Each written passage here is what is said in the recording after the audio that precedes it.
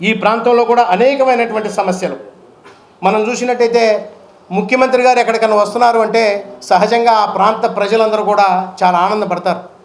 దేనికోసం ఆనందపడతారంటే ముఖ్యమంత్రి గారు వస్తున్నారు, రోడ్లు బాగుపడతాయి, అక్కడ ఉన్నటువంటి కుళాయి వ్యవస్థ బ్రహ్మాండంగా నిర్మితమవుతుంది, అక్కడ ఉన్నటువంటి మంచి అందంగా డెకరేషన్ జరుగుతుంది, అదేవిధంగా అక్కడికి ఏదో ప్రాజెక్టో లేకపోతే ఆ ప్రాంతానికి సంబంధించినటువంటి సమస్యనో పరిష్కరించి వెళ్తారు అనేది గతంలో చూసినటువంటి ముఖ్యమంత్రి.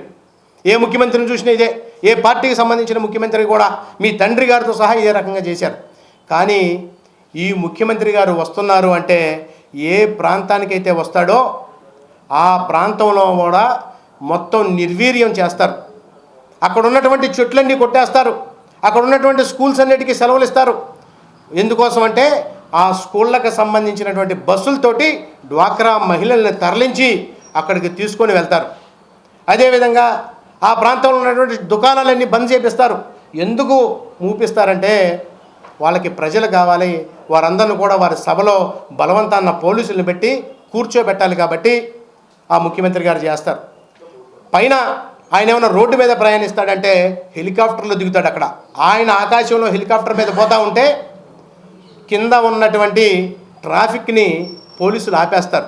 ఈ విచిత్రం ఎక్కడ, ఈ ప్రపంచంలో ఎన్నో దేశాలు మేము చూసాం కానీ ఎక్కడా కూడా ఇటువంటి దుస్థితి మాత్రం లేదు.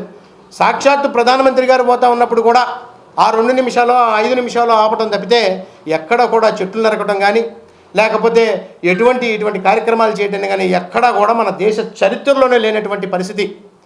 పైన వెళ్ళేటటువంటి ఆ కొద్దీ ఆయన వెళ్ళేటటువంటి 200 మీటర్లో 300 మీటర్లో హెలిప్యాడ్ దగ్గర నుంచి ఆ సభకి వెళ్ళాలి అంటే పరదాలు కట్టుకొని పోతాడు. ఎందుకోసం ముఖ్యమంత్రి గారు ప్రజల్లోకి వస్తున్నారో ప్రజలెవరికి కూడా అర్థం కావట్లా.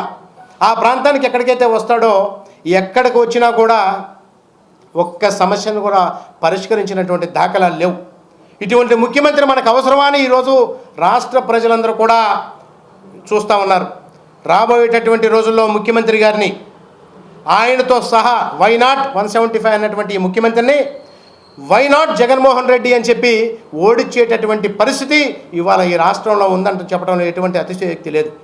ఒక్కటే చెప్తా ఉన్నాం, ముఖ్యమంత్రి గారికి చరిత్రలో లేని విధంగా, ఏ తిరుమల తిరుపతి దేవస్థానం చరిత్రలో లేని విధంగా ఎప్పుడూ కూడా ముఖ్యమంత్రి గారి ఫోటో ఈ రకంగా వేసుకున్నటువంటి పరిస్థితి లేదు. కాబట్టి భారతీయ జనతా పార్టీ డిమాండ్ చేస్తూ ఉంది, తక్షణమే దీన్ని మీరు నిర్మూలించాలా. పొలాలు గట్ల మీద వేసుకున్నారు, కోడి గుడ్ల మీద వేసుకున్నారు, పాస్ పుస్తకాల మీద వేసుకున్నారు, అంగన్వాడీ భవనాల మీద వేసుకున్నారు, కృషి విజ్ఞాన భవనాల మీద వేసుకున్నారు. ఎక్కడ కనపడినా మీకు ఆ ఫోటోలు పిచ్చేందో కానీ మీ ఇంటి నిండా మరి పెట్టుకున్నారో లేదో తెలియదు కానీ కనపడిన ప్రతి చోట కూడా మీ ఫోటోలే పెట్టుకుంటా ఉన్నారు. మీరు ఇచ్చేటటువంటిది ఏమీ లేకపోయినప్పటికీ కూడా ఎక్కడ చూసినా మీ ఫోటో పెట్టుకున్నారు. ఆఖరికి దేవదేవుడైనటువంటి వెంకటేశ్వర స్వామి యొక్క టెంపుల్లో కూడా మీ ఫోటోలు మీ బ్యానర్లు పెట్టుకునేటటువంటి పరిస్థితికి మీరు వచ్చారు. భక్తులందరూ కూడా ఇవాళ ప్రశ్నిస్తూ ఉన్నారు. నాబోటి సామాన్య భక్తులు అక్కడికి వెళ్ళి ఒక 500 రూపాయలు హుండీలో నిధులు వేస్తున్నారంటే అది పూర్తిగా భగవంతుడి దగ్గర వేస్తున్నామంటే అది ధర్మం కోసం దేశం కోసం ఉపయోగించమని తప్పితే మీ ఇష్టం వచ్చినట్టుగా ప్రవర్తించమని కాదు.